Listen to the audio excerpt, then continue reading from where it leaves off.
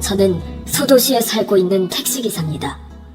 얼마 전 손님을 태워다 드리고 돌아오는 길이었습니다. 어느 산길 지방도를 달리고 있는데 갑자기 비가 무섭게 쏟아지더군요. 한 치 앞도 분간하기 힘들어 저는 최대한 속도를 낮추고 천천히 산길을 기어가다시피 했는데 갑자기 사람이 도로로 뛰어들어 차를 세웠습니다. 저는 너무 놀라 빗길임에도 불구하고 브레이크를 있는 대로 밟았고 차는 그 여자 코앞에 겨우 멈췄습니다. 잠깐 한눈이라도 팔았으면 큰일 날 뻔했죠. 미쳤어요? 죽으려고 환장했어요? 차가 오는데 갑자기 뛰어들면 어떡합니까? 아저씨, 저 좀 살려주세요. 문 좀 열어주세요. 빨리요. 저 좀 살려주세요. 여자는 뒤에 누가 쫓아오는지 계속 주변을 돌아보며 문을 두드렸습니다. 뭔가 급한 사정이 있어 보이더군요. 저는 놀란 마음을 진정시키고 일단 차 문을 열었고 제가 문을 열자 여자는 서둘러 차에 올라타더니 주변을 두리번거리며 말했습니다. 아저씨, 출발해주세요. 어서요. 이 사람한테 잡히면 안 돼요. 어서 출발이요, 아저씨. 저는 무슨 영문인 줄도 모르고 여자 손님이 말하는 대로 차를 출발시켰습니다. 차가 출발하는데도 여자 손님은 뒤를 쳐다보면서 안절부절 못하고 있었고 따라오는 사람이 없는 것을 확인하자 그제야 여자 손님은 안심한 듯 안도의 한숨을 내쉬었습니다. 저는 여자 손님 눈치를 살피다가 조심스럽게 물었습니다. 괜찮으세요? 어디 다친 데는 없으신지? 그랬더니 그 여자가 들릴 듯 말 듯한 소리로 괜찮다고 대답하고는 앉아서 눈물을 뚝뚝 흘리고 있었습니다.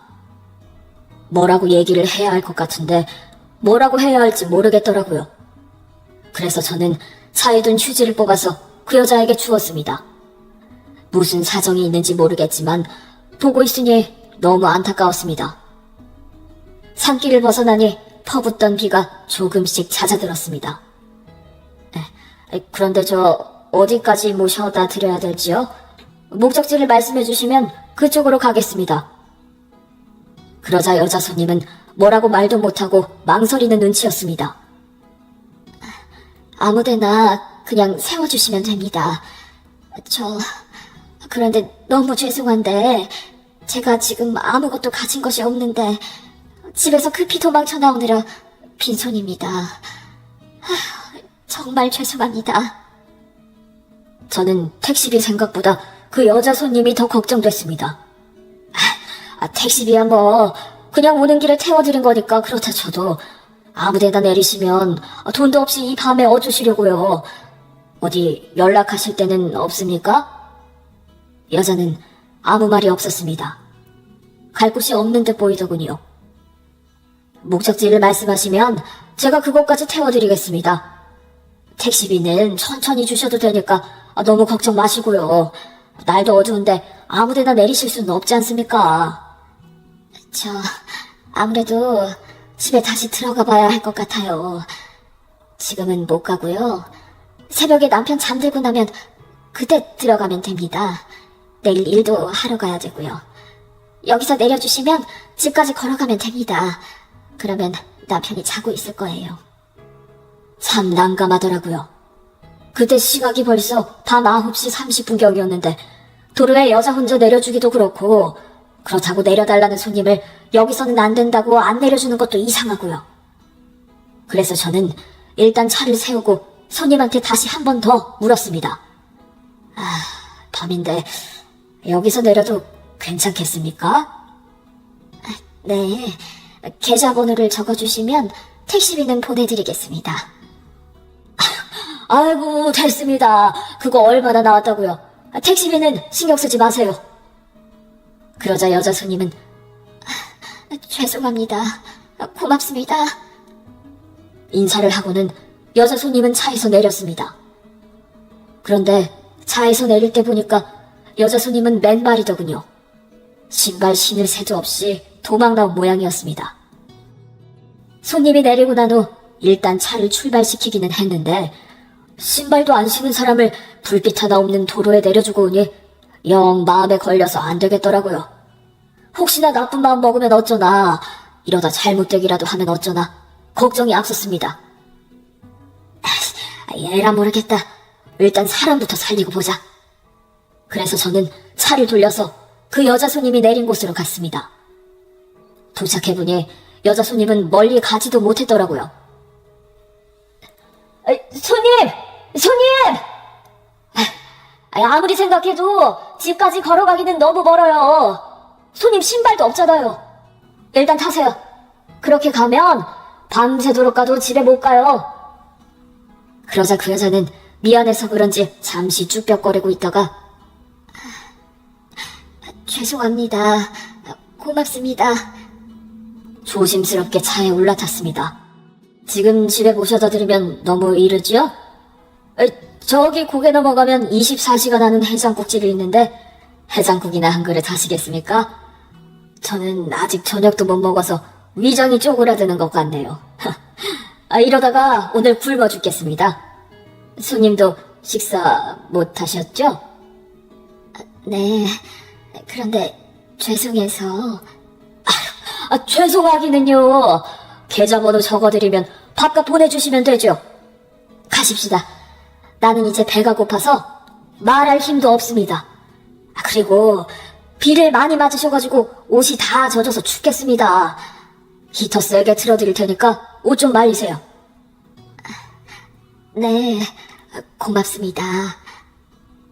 저는 히터를 제일 세게 틀고 옷 좀 말리라고 일부러 천천히 운전했습니다.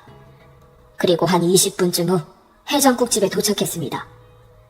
저는 차 트렁크에 있는 슬리퍼를 꺼내서 여자에게 건네주고 우리는 같이 해장국집으로 들어갔고 한마디 말도 없이 해장국 한 그릇 뚝딱 해치우고 나니 살 것 같았습니다.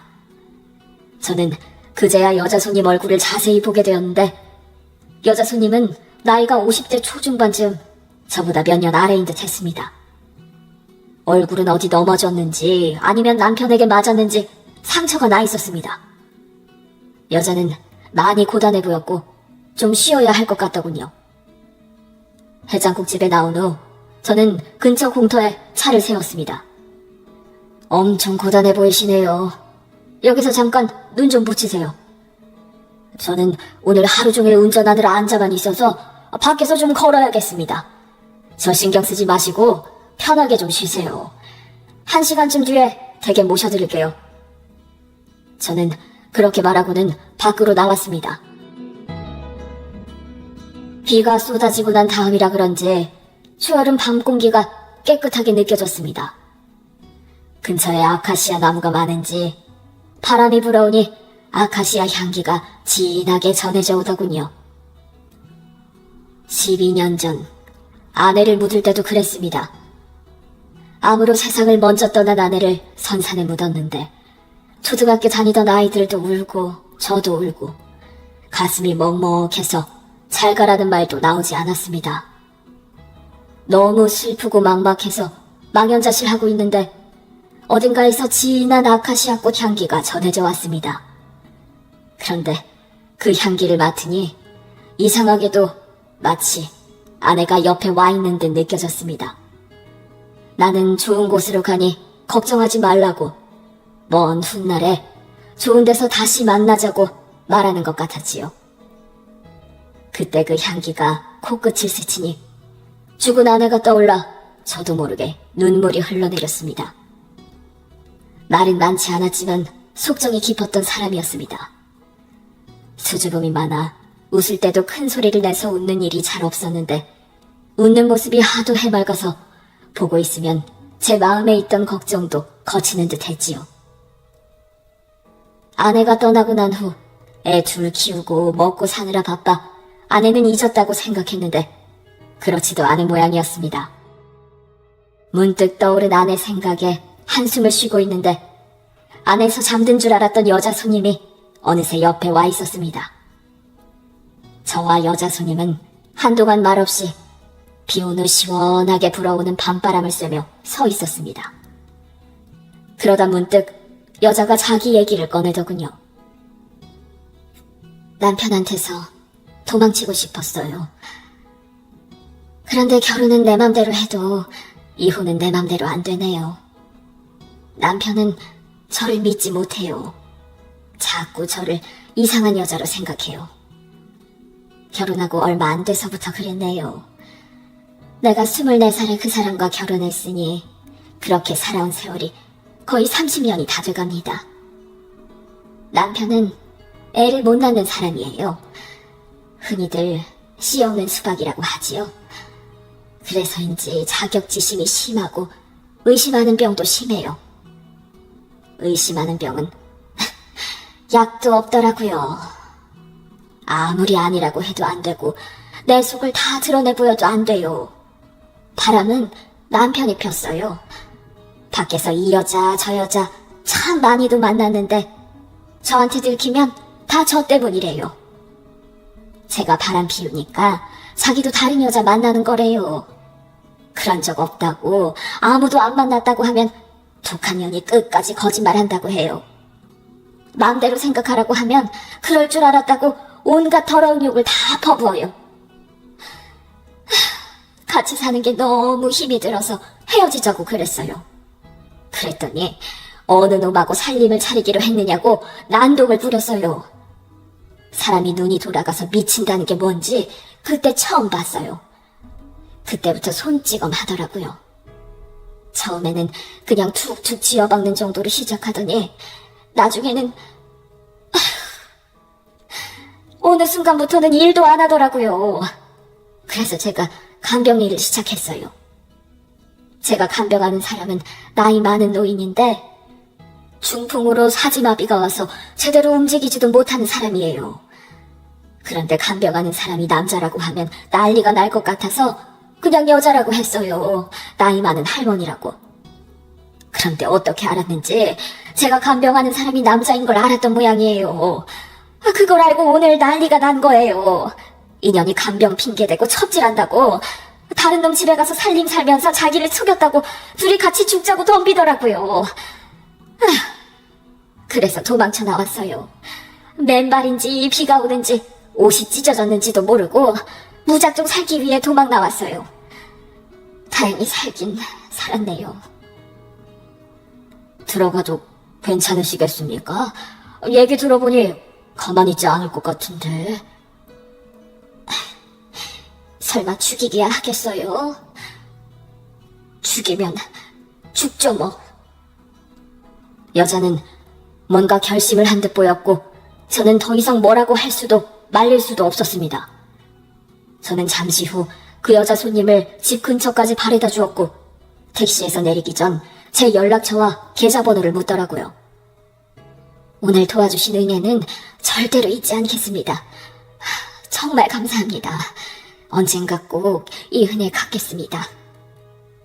저는 여자 손님이 걱정되었지만 제가 할 일은 딱 거기까지인 듯 했습니다. 그저 속으로 별일 없길 바랄 뿐이었지요. 그 후 저는 여자 손님에게서 한 번쯤 연락이 올 줄 알았습니다. 그런데 일주일이 지나고 한 달이 지나도 아무런 연락이 없더군요. 처음에는 혹시 무슨 일이 있나 걱정이 되었는데 나중에는 괘씸한 마음이 들었습니다. 그날 그렇게 사람을 걱정하게 만들었으면 택시비는 아니더라도 연락이라도 한 번 할 줄 알았는데 도움받을 때는 좋고 돌아서면 그뿐이구나 싶었죠. 그래, 다 그런 거지. 잠깐 스쳐가는 손님한테 내가 뭘 바라나. 연락을 기다리고 있었던 제가 한심했습니다. 그렇게 3년의 시간이 흘렀습니다. 저는 늘 그대로 특별할 것도 대단할 것도 없는 일상을 보냈는데 언젠가부터 몸살이 오는 듯 하더니 기침이 나고 쿡쿡 쑤시는 듯 머리가 아파왔습니다. 저는 감기 몸살인가 보다 싶어 종합감기약을 사다가 먹고 평소보다 일찍 집에 들어와서 일찍 잠자리에 들었습니다. 그런데 자고 일어나도 증세가 나아지지 않고 며칠간 약을 먹어도 차도가 없었습니다. 그제야 저는 약을 잘못 샀나 보다 싶어 병원에 가서 진료받고 약이나 지어오자 싶어 갔는데 전혀 생각지도 못한 얘기를 듣게 되었습니다. 제가 폐암 4기라고 하더군요. 폐에서 시작된 암은 척추를 지나 어깨, 머리까지 전이가 되었다고 했습니다. 병원에서 4기 판정을 받은 후 의사가 특별한 증상을 못 느끼셨냐고 묻더군요. 몸살이 난 듯 몸이 아프고 기침이 좀 나고 머리 아픈 것 외에 다른 증상은 없었습니다. 그래서 감기 몸살인 줄 알았습니다. 약국 가서 약을 지어 먹었는데도 나아지지가 않아 병원에 온 건데 그렇게 큰 병인 줄은 생각지도 못했습니다. 그랬더니 의사 선생님이 조금만 일찍 오셨으면 좋았을 걸 조금 늦게 오신 것 같다고 하더군요. 폐암은 원래 초기에는 아무 증상이 없다가 3기가 넘어가면서 서서히 증상을 보이기 시작하는데 가끔은 무증상인 경우도 있습니다. 그래서 이렇게 막바지에 오는 분들이 있는데 폐암이 이래서 무서운 겁니다. 이 상태로는 수술도 힘들겠네요. 그러면 죽습니까? 수술이 어렵기는 하지만 길이 없는 것은 아닙니다. 방법을 찾아보고 최선을 다해봐야죠. 의사 선생님이 듣기 좋게 둘러서 말했지만 제 귀에는 그 말이 가망이 없다는 말로 들리더군요.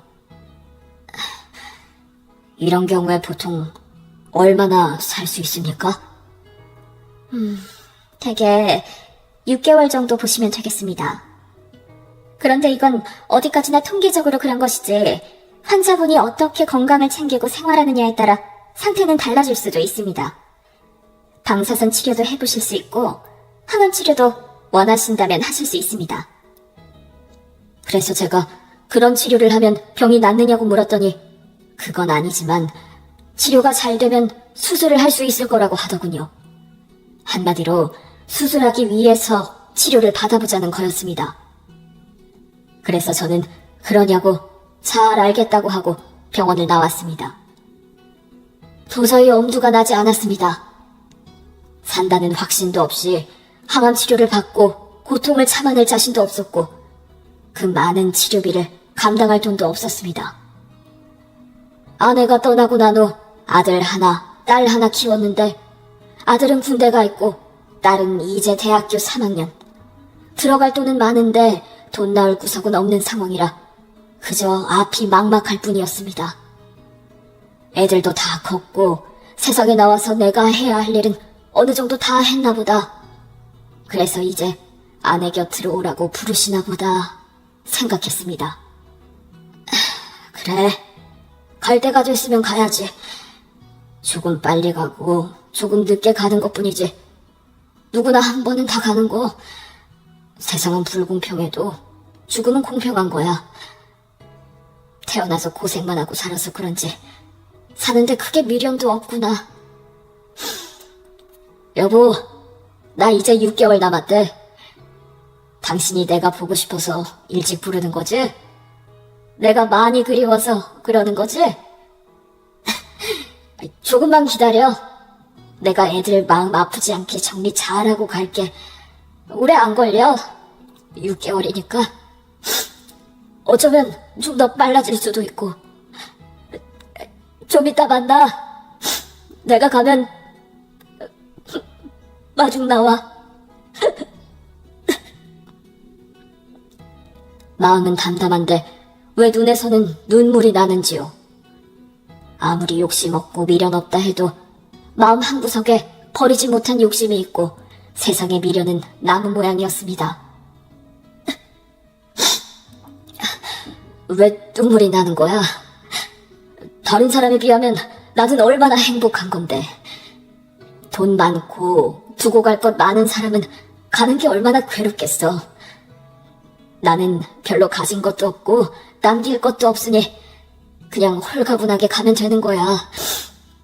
눈물 날 것 없어. 다른 복은 없어도 죽는 복은 타고난 거야.